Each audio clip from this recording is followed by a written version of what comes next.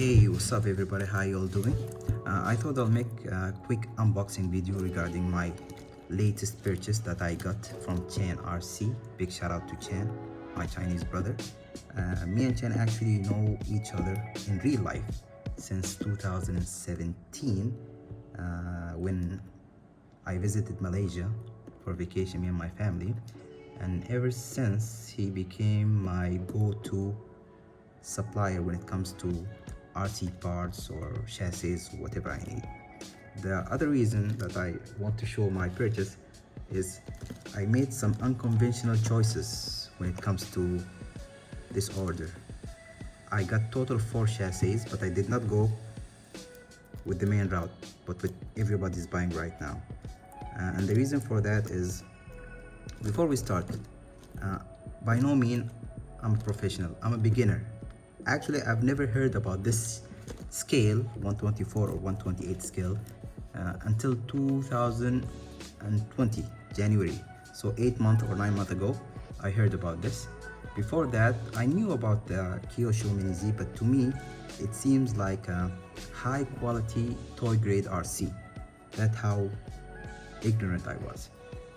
But before that, I used to race 1/8 scale, 1/10 scale buggies and truggies for almost 11 years.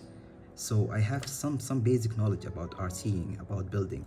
At one point of time, I had about 18 chassis, all the way from X-Ray, Team Losi, Team Associated, Durango, Kyosho, and I built them all. So I know how to build. Over the years, I learned how to build, and I know how to look for a quality chassis, or how to judge a chassis by looking at the parts, by feeling the fit and finish of each part. And for that reason, when I started this purchase, when I went into the research mode before I placed my order, I based a lot of my choices on 110 or 19 scale, which might not be accurate, but this is what I felt is the way to go to. I started first, before this one. Initially, I got an Atomic AMZ. The reason for that, because the AMZ is all-wheel drive and it's not expensive. So I thought I'll go slow, I'll go small at the beginning, and if I don't like it, it doesn't matter. It's not a big dent in my wallet, and I know for sure that all-wheel drive are easier than rear-wheel drive. I don't even call it a drifting. It's more like a power sliding. So I got that, then I got hooked. So from there, I went for the second step, which is I contacted Servo from his webpage is MJRC Shop. Yes, MJRC Shop from Thailand. I got a kit, K989 upgraded kit, carbon fiber, and it's a very nice kit. From that point, I knew that I have to go into rear wheel drifting. It's worth the money. So from there, I went with everybody. What is the most popular on the market at that point is the Atomic DRZ. Now, with the DRZ, I like the chassis, but my problem was one thing: the steering. I didn't like the concept of friction sliding rack, and for sure I did not like the steering lock. It's not what I call a rear wheel drift steering lock. There was a lot of room for improvement, and I think because of that, that's why companies like BM Racing and MX Power, they came with all these upgrades, and Super Skeeter, because there was a lot of room for improvement in that chassis. So I gave it away, and after that I went back to the internet, to the research phase. My technique, or the way that I place my orders when it comes to RCs since long time ago, is I don't never jump into a purchase or buy a car or airplane or a boat or a drone based on videos. Videos are misleading, man, because whoever is driving that thing is a pro. If you give a pro a shoebox with wheels on it, he will make it look good. He will drift it and make it look good. So don't base your decisions based on videos. My technique was, before you place an order, you download the build manual. You read the build manual and you just evaluate it from an engineering perspective. Just it gives you a sense of is this chassis worth the money or not? And because of that, or based on that, I placed my orders. And for that reason, it might not sound conventional to most of you. So I got total 4 chassis to get into it. The first chassis I got is Atomic. So by that time, Atomic already, the hype was created regarding the DRZ V2, but I waited until the pictures came. I did not wait until the chassis was actually released. I wait until I saw the pictures, I saw the steering, because I know my problem with it is the steering. I saw the steering, and yes, it's a T-shaped bill crank steering. It looks good, looks efficient, but for some reason I went with my guts, and my guts was to follow the old style BM Racing kit. So I got the BM Racing DRZ1. It's rare now, difficult to find, but in China it's available. Still, I have to build the links. I have front rings and the toe on this thing still. Okay. So far I'm very happy with the quality. The differential is very smooth. The steering lock is amazing. Anything with the steering that sits on ball bearing, I'm all for it. Ball bearing steering is the best steering ever, even in 1/10 scale. I remember my favorite steering in 1/10 scale was the Overdose Gallon, and the Overdose Gallon has a curved ball bearing steering rack, and that was the smoothest steering, even better than YD2. So, and because for that reason, from Atomic I picked the DRZ1 BM Racing kit. This is the first chassis.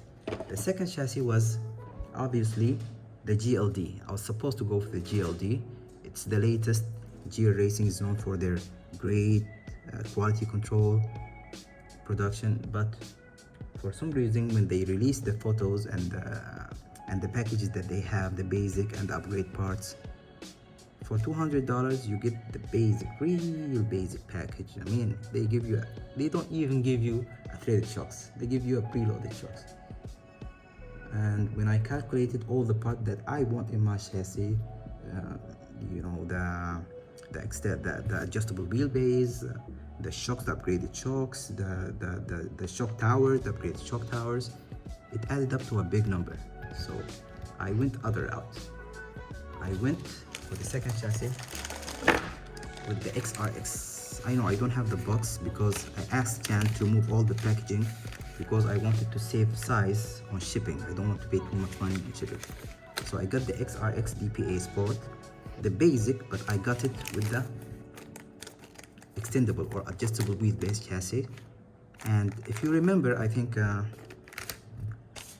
about 1.5 months ago, the XRX Facebook page, they posted a chassis, an XRX chassis with a monoshock, and they posted something like they wrote something like a monoshock is what we need right now or something, and it created a hype and it got me. So I reached out to Chan. I told him, yeah, do you have a monoshock for XRX? And his response was, it doesn't exist now. I told him, yeah, it's in the Facebook. He told me, forward the picture. I forwarded him the picture, and he reached out to me after 30 minutes. Again, he told me it does not exist. It's not even in production. And it's true. I checked God RC, or God Racing, the official seller for the XRX, and it's not even available there. But he told me I can make it for you, custom make. And he did. Where is it? Custom made front and rear monoshocks for the XRX. So with that being said, and the most important, the main reason why I got this chassis is this part. Curved ball bearing steering rack. This is what makes it everything to me. And with this package and the price point that I got this package, I feel that it's the right purchase for me.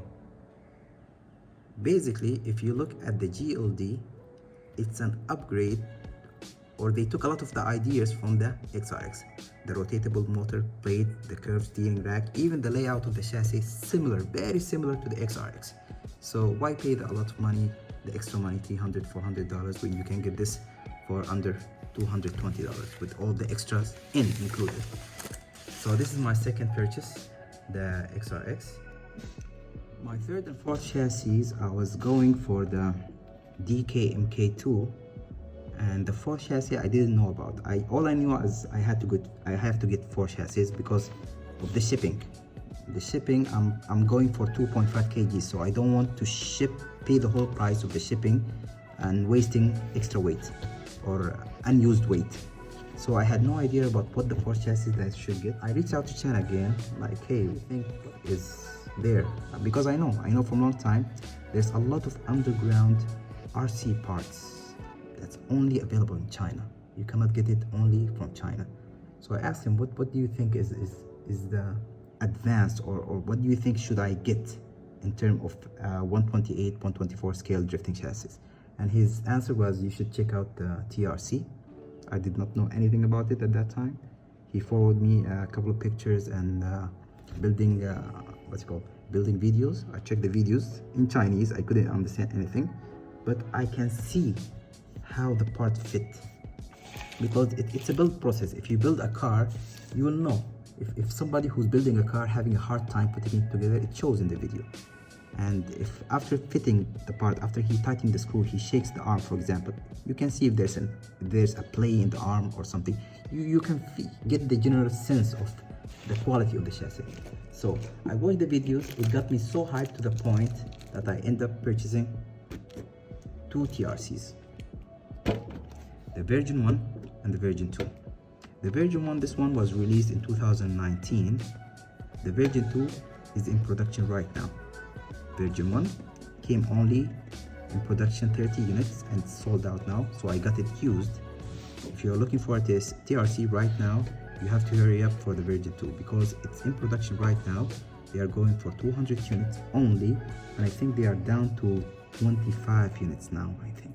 So after the 25, your only option is to wait for a second-hand one to buy it.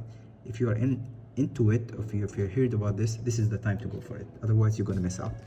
So when I saw the TRC videos,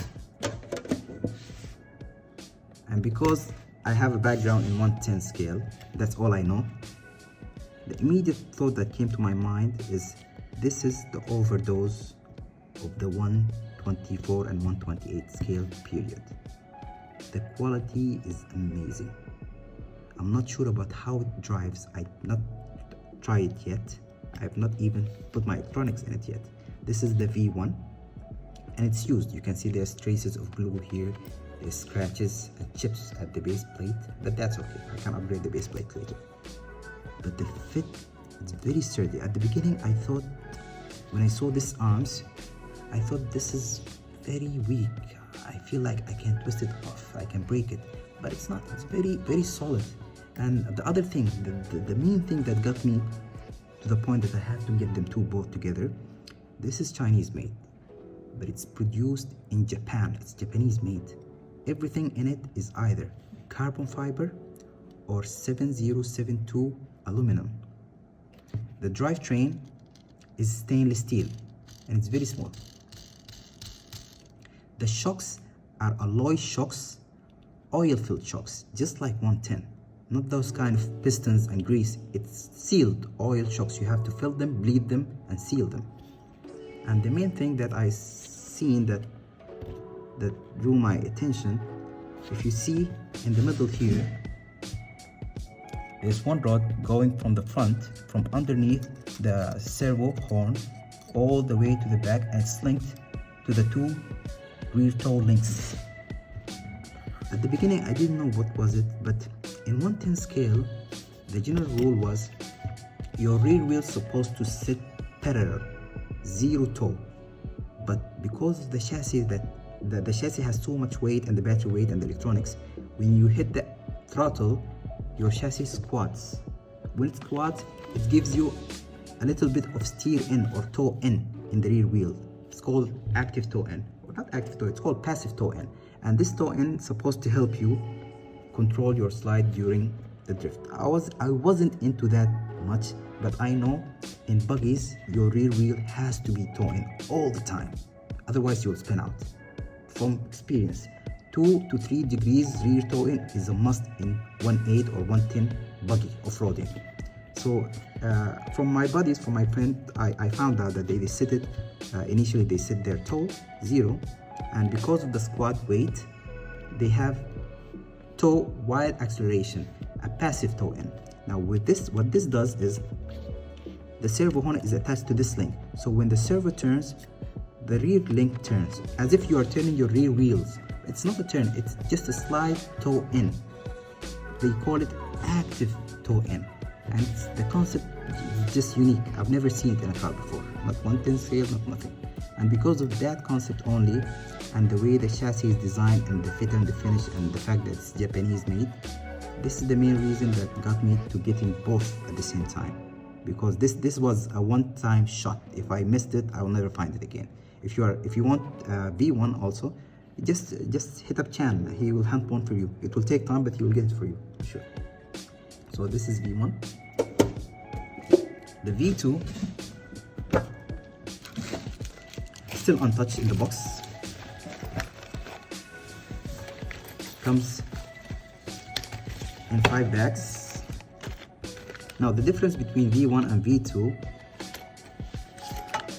the chassis layout is almost the same, but the V2, which is the latest, has the IFS front shocks. Just like if you want to see it visually, or if you are into 110 scale, if you saw YD2 Kamikaze upgrade, or if you saw what's called Overdose Gallon, they have the same shape or the same layout of the front shock. I think even the Sakura, the new Sakura, they're coming with new one. It has also IFS front suspension orientation. This is the first thing. The second thing, the V2 in the front bulk head bulk, there's a screw at the center. You unloose the screw, you unscrew it, make it loose, then you can shift the whole front bulkhead forth or back to adjust your caster. Of course, you can adjust your toe by the links, you can adjust your camber, and if you notice here, this is the spot where you put your servo in. The whole spot has 2 slots, so it can slide forth and back. What that does is it adjusts your Ackerman. So if you want to have more parallel steering, if you want to have more toe out during full lock, that's up to you, according to your style. So it has full adjustability. And the second thing is the rear dog bone. This is, the V1 has a standard dog bone. The V2 has more like a, how can I describe it? More like a male and female dog bones. So you have a negative female on the center spur gear side, and then you have the male side on the side of the tire, the side of the wheel. So what does that allow you is you are not limited to a wheel width. For example, in all other cars, in like Atomic, in XRX, in BM Racing, you cannot adjust the rear width of your chassis unless you go for an upgrade or an extra part. You need to buy a longer dog bones, if that makes sense. This one, the V2, you can just slide it outside. You have a room you can play in, so you can adjust the front width, the rear width, and the chassis is of course also adjustable. Everything is adjustable in the car. You don't have to buy any extra parts. It's fully upgraded. There's no such thing as an upgrade part. Performance upgrade part does not exist. It's fully hopped up chassis. That's what I like about it. This is the V1. The V2, the other part is the gears. Yes, if you notice here, the V1, stainless steel gears, but standard gears. I'm not sure if that picks up in the camera. I'm using my phone. It has standard gears. The V2, they have, if you ever driven a RC helicopter, it will look familiar to you. They use the helical gears.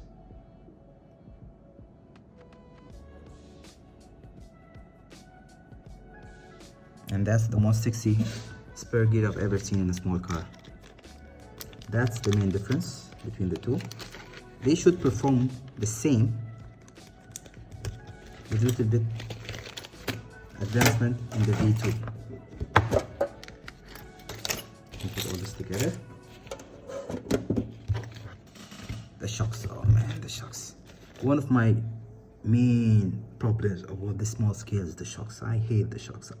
I'm not familiar with the fact that I mean, a plastic cup and a piston with grease is not a shock. A shock is supposed to be sealed and oil filled with a cap that you can bleed it so you can control the dampening force. This is what you get with the XRX. A full copper aluminum cup shocks that can be filled with oil, just like 1/10 scale. This is one of the reasons I got this chassis also. And one optional part I got, two optional parts I got for this also. Optional part is the brake calipers. This is optional. If you want it, you have to order it separately. But keep in mind, this is not plastic. This is aluminum anodized calipers. So it's much higher quality than the GLDs. It's not plastic, and you don't have to worry about painting it. And the reflection of the light, it looks real. The other optional part that I got for the TRC are these. These are the TRC dish style wheels. My only problem with these are it's 20 millimeter, but the quality of these are crazy. Even the wheel nuts are different. I'm not sure how I'm going to tighten this. I think about using small pliers on those two holes. Let's try them. It's very unique. I've never seen it before. And it's alloy also. And it feels amazing. Smooth, polished. There's no roughs, no burrs. So far these are the chassis. I don't want to make the video long. After that, I got a little bit of accessories here and there. First accessory I got, of course, tires. You have to have some tires and wheels. These are 22 inches alloy wheels, basic standard wheels, but they are very well balanced, very nice to have. When I started beginning, I started with plastic wheels, and you used to have a lot of vibration or shaking. I didn't know what it was. Turned out that usually one or two of your wheels, even brand new, they will be deformed because they are plastic. With the alloy wheels, you will not have that. It runs very smooth. So I got these. Then I got some CG tires. CG. So CG tires are constant grip tires. If you see them, they are curved tires. They are not flat. So they are very forgiving if you are into camber. If you want to adjust or to add more camber to your chassis because of the body or because of your style, these are the way to go. This is 20 millimeters and this is 22 low profile. There are some standard profile and this low profile. If you look at it, I'm not sure if the camera picks it up, but it's very thin. And for those who have a BMRX like me, my BMRX is actually, to me, at this point, it's the golden standard. $135 for that chassis is amazing, man. It feels just like YD2, mini YD2. But the diff is bad. I'm sure they're gonna fix it. And the wheels are very bad, man. They're almost like on-road wheels. The grip is very high. It drifts, but you have to gun it very hard to get it into drifting. This fixes the whole issue. It fits into the BMRX tires and it makes it smooth. I mean, you drift with low effort, with no throttle at all. The car slides. So if you have that issue, you get one of these, and they are dirt cheap. So these are the tires. After that, I got some electronics, of course, for the cars. First thing are the servos. I got 4 of these for all the cars. This is my go-to servo. This servo, I've seen it in a lot of brandings. TRC have it. The upgraded XRX has the same servo. The BM Racing has the same servo. All come with the same purple line, just different branding names.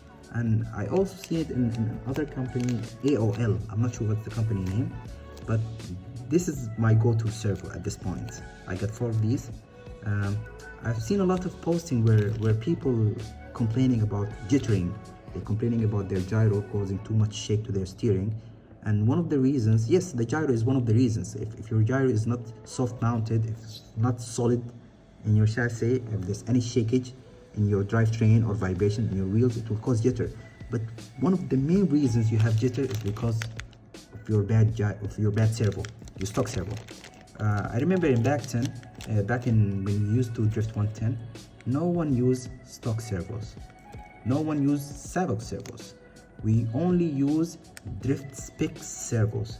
Those drift spec, they have the capability of canceling any low frequency vibrations in your chassis, and it will make you go very smooth even if you have a bad surface or bad tires. It will cancel that out to some extent.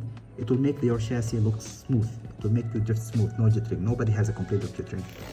So this is the servo I got for these. So after that, electronic wise, I got the TRC servo, of course. I got this. This is the rebranded. It's a same unit. It's a gyro, the same unit that you get with the HDG1, the same unit you get with the XRX. It's a Yay Racing Hack Slider Mini Gyro, version 2.2.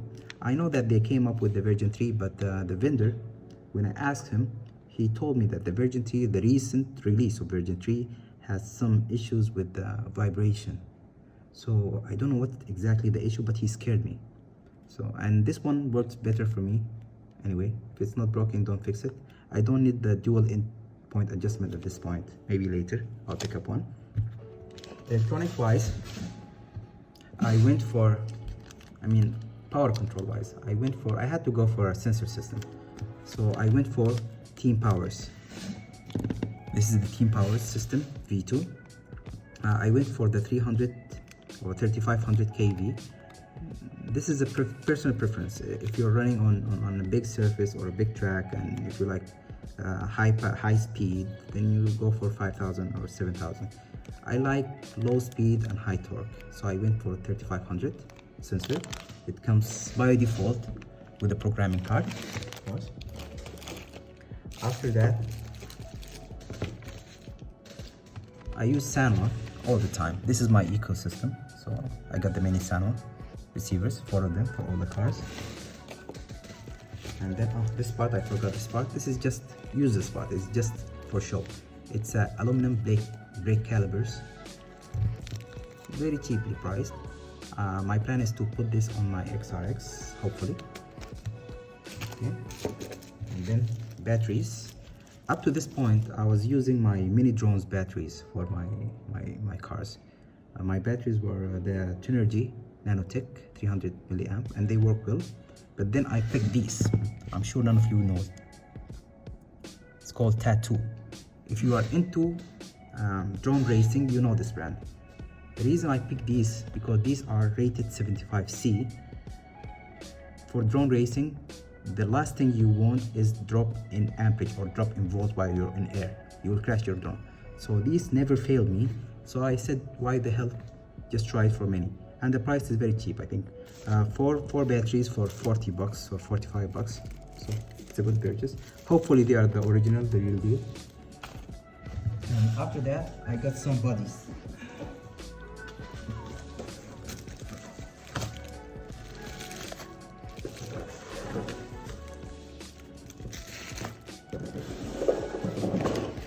I got 3 bodies. The first body that I got is for my Atomic 94 millimeters. Is the Toyota 86G G86. This is by far my favorite body. Even in real life, I really like this car. It looks really nice, looks really slick, and I got it with extras. I got the Garage Hero body kit, the extendable defenders, the spoiler, and everything. So I'm gonna make it wide. That's why for that reason I have this wide ass rear wheels, because I'm gonna make it wide car. Hopefully it performs well. This is the first one.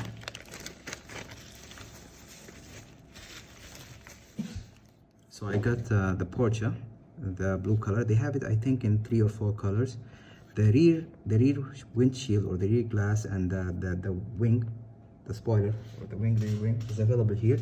But I asked Jan to remove it because I was afraid that during shipping it might break off. It was very high. So there's 2 screws. I have to screw them back in. I think this is a 102 or 105. I'm not sure. But the details are very nice. Even the steering, the rear view mirror, everything is there. There's no spots for your light, but you can. There's no light buckets.